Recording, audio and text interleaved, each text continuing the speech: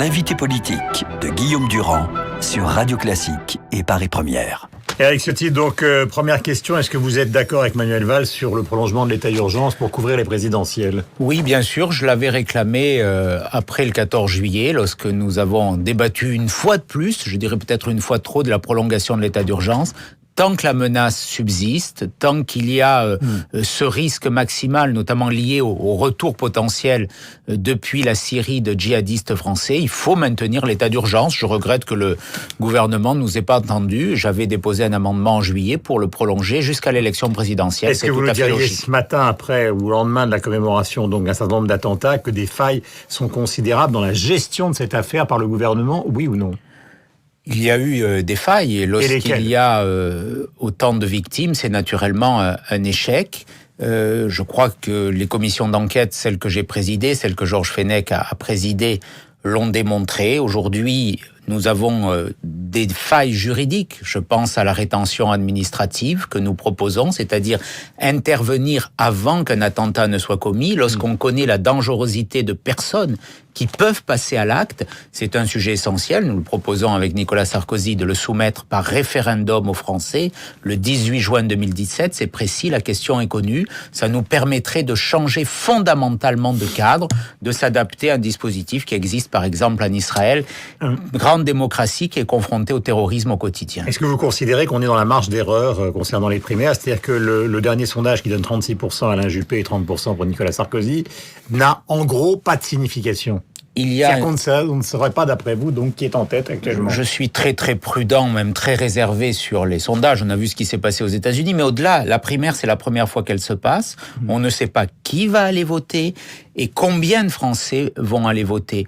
Je suis totalement en désaccord avec les analystes qui disent que beaucoup d'électeurs de gauche et du centre vont voter à cette primaire. C'est la primaire de la droite et du centre, et si on regarde uniquement l'électorat de la droite, Nicolas Sarkozy est très très largement en tête. Et moi je suis convaincu, c'est ce que j'entends sur le terrain, que les Français veulent une alternance forte, qu'ils veulent une alternance à droite, et que seul Nicolas Sarkozy répond à cette exigence, à cette demande, avec des idées fortes. Lors de l'émission de jeudi soir, c'est-à-dire de faire taire tous ceux, j'emploie des mots volontairement forts, de faire taire tous ceux qui considèrent que l'alternance version Juppé, ce serait une alternance modérée, molle, tisanière, etc. etc. C'est en tout cas le projet qu'il a proposé depuis le début. C'est aussi une ligne politique. Et c'est là, sans doute, où les Français exigent la clarté.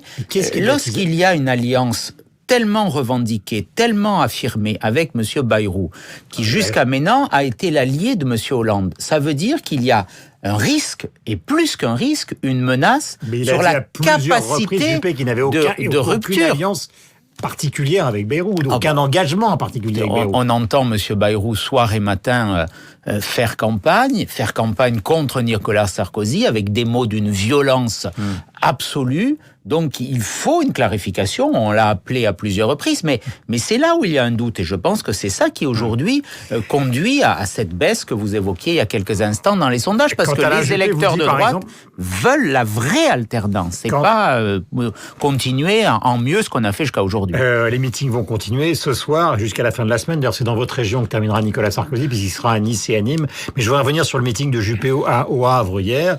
Il disait au fond, je vais prendre un exemple dans le programme de Nicolas Sarkozy, la baisse du nombre de fonctionnaires, 600 000, c'est juste infaisable. Non, il parlait de François Fillon. Là. Oui, mais c'est infaisable. Nicolas Sarkozy, il parlait de François Fillon. Pardonnez-moi. Nicolas Sarkozy, on est sur une baisse de 300 000 fonctionnaires. Pour le coup, on est, je crois, dans les mêmes ordres de grandeur que propose Alain Juppé. Il faut qu'on diminue les dépenses publiques. Pour diminuer les impôts. Mais là, il y a la vraie différence avec Alain Juppé, elle est sur l'ampleur du contre-choc fiscal. Ce que dit Nicolas Sarkozy, c'est que les Français sont accablés d'impôts depuis 2012 par M. Hollande et qu'on ne peut pas conduire l'alternance sans baisser immédiatement les impôts. Notamment une baisse de 10% de l'impôt sur le revenu, une exonération de 400 000 euros sur les droits de succession, un prélèvement libératoire forfaitaire sur les revenus mobiliers. Donc ça, c'est une vraie rupture. Alain Juppé, lui, commence par augmenter la TVA et dit, si ça va mieux, on baissera les impôts en fin de quinquennat. C'est pas la méthode qui nous paraît pertinente. Pardonnez-moi de vous interrompre, mais est-ce que c'est ce qui va s'exprimer jeudi clairement ? Il faut Parce qu'on a l'impression que dans les deux premiers débats, ils se sont comment peut-on dire, un peu neutraliser l'un l'autre. Un peu moins dans le second, je pense, mais il faut que les différences apparaissent. On est à quelques jours, quelques heures maintenant de ce moment décisif, celui où l'histoire de France peut basculer, parce que c'est à notre famille politique que revient la responsabilité de porter l'alternance. La page socialiste, elle est tournée, le Front National, c'est une impasse. Donc c'est à nous de relever la France. La France, aujourd'hui, elle sombre, elle décline, et il faut le faire avec des idées fortes. Et j'espère que ce débat montrera ces vraies différences. Je l'évoquais au plan fiscal, au plan de la sécurité, au plan de l'immigration.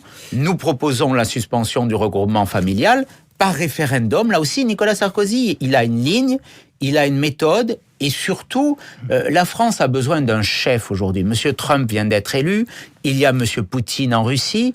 Autour de la table, il y aura ces deux, j'allais dire monstres ou monuments, Poutine-Trump. Il faut que la voix de la France, elle soit forte, qu'elle soit pas hésitante, qu'elle soit pas en demi-mesure. Et ça, personne ne peut dénier cette capacité à Nicolas Sarkozy. Juppé, ni François Fillon ne seraient. Moi, je porte un jugement sur le candidat que je soutiens. Je sais que Nicolas Sarkozy est un chef d'État. Il a monté en temps de crise. Et aussi un chef de guerre, parce que la guerre, elle est là contre le djihadisme, les défis sont immenses, il faudra faire face, et il faudra de la force pour y faire face. Est-ce que vous considérez, puisqu'il a choisi justement de terminer à Nîmes et à Nice à la fin de la semaine, qu'il y aura une plus grande mobilisation justement dans le sud que dans le sud-ouest ? Je ne sais pas, je fais pas de pronostic. Moi, je sens sur le terrain, à Nice, j'y étais tout le week-end, j'ai vu beaucoup de monde, je sens une forte mobilisation pour Nicolas Sarkozy parce que il y a une volonté de changement et de changement très fort. On a envie de mesures qui rompent avec le cadre actuel. Il faut que sur des sujets essentiels, l'économie, la défense de notre identité, il y ait, on change radicalement de cadre, et c'est ce que veulent les Français, je crois. Je ne sais pas s'ils le veulent plus au sud qu'au nord, je ne crois pas. En tout cas, il y a une mobilisation qui sera forte pour Nicolas Sarkozy. Est-ce qu'on retrouve dans tous les journaux ce matin, je lis par exemple le titre page 4 du Figaro, Fillon se sent pousser des ailes, avec des sondages qui passent à 18%. Ça vous paraît, vu de votre point de vue, une illusion ou une réalité ? Je sens sur le terrain qu'il y a une partie de l'électorat qui était sur Alain Juppé qui rejoint peut-être François Fillon. Ça, c'est une réalité, parce que l'électorat d'Alain Juppé, j'ai l'impression qu'il n'est pas consolidé. C'est pas un électorat d'adhésion. C'était plutôt un électorat d'opposition à Nicolas Sarkozy. Donc, il peut y avoir ce mouvement. Je l'entends sur le terrain. Mais il y a en même temps beaucoup d'électeurs qui reviennent vers Nicolas Sarkozy parce qu'ils voient dans ce moment très difficile, au plan international, au plan économique, au plan de la sécurité, qu'il y a besoin de l'énergie, de la force, de la volonté et de propositions très fortes pour que cette alternance soit réussie. On n'a plus le droit à l'erreur. Si on se trompe, la fois prochaine, ça sera le Front National. Il y a une grande question qui est posée par la campagne de Trump aux États-Unis. D'abord, les gens s'interrogent. Première question, est-ce qu'elle profiterait à Marine Le Pen en France ?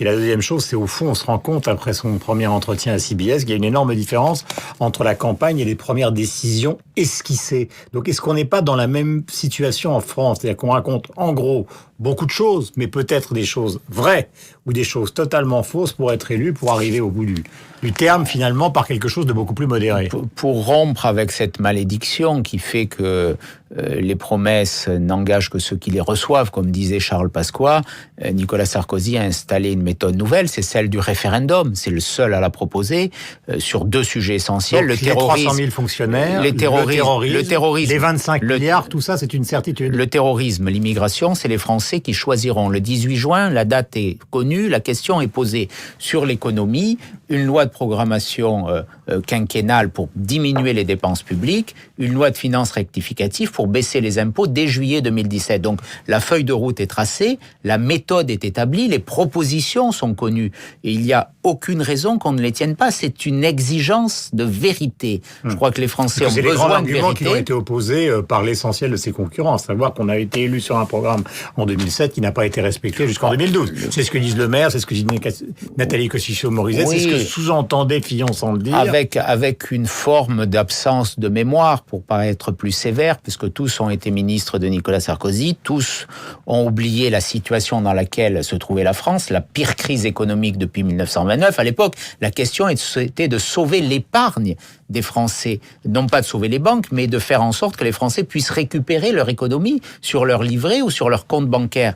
Nicolas Sarkozy a été un leader dans ce combat contre la crise internationale. Personne ne lui conteste d'ailleurs. Est-ce que vous êtes favorable, c'est ma dernière question, pardonnez-moi, est-ce que vous êtes favorable, parce qu'il y a des signatures de parlementaires des Républicains, à un processus de destitution de François Hollande à cause des révélations qui ont été données dans un certain nombre de livres? J'ai signé cette proposition de destitution. François Hollande a trahi les devoirs de sa charge. J'ai aussi personnellement déposé plainte auprès du procureur de la République de Paris pour violation du confidentiel défense. Quand on est chef de l'État, on ne dévoile pas des secrets qui peuvent mettre en cause les intérêts vitaux de nos armées, de notre nation, comme il a fait. Dévoiler des zones de bombardement, parler d'opérations secrètes, c'est une irresponsabilité totale. Mais enfin, Monsieur Hollande n'est plus à une irresponsabilité près. Il aura abîmé sa fonction. Que restera-t-il dans l'histoire dans quelques mois de cette présidence? Rien, absolument rien. Le point de vue d'Éric Ciotti ce matin sur l'antenne donc de Radio Classique et de Paris Première. Merci, bonne journée à vous. Nous avons rendez-vous avec la revue de presse de Gérard Leclerc. Après le rappel des titres de Sophie Paolini, et nous retrouverons tout à l'heure donc ceux qui vont débattre dans Accords, Désaccords, Frédéric Ancel et Bruno Roger Petit. Merci mille fois. Merci.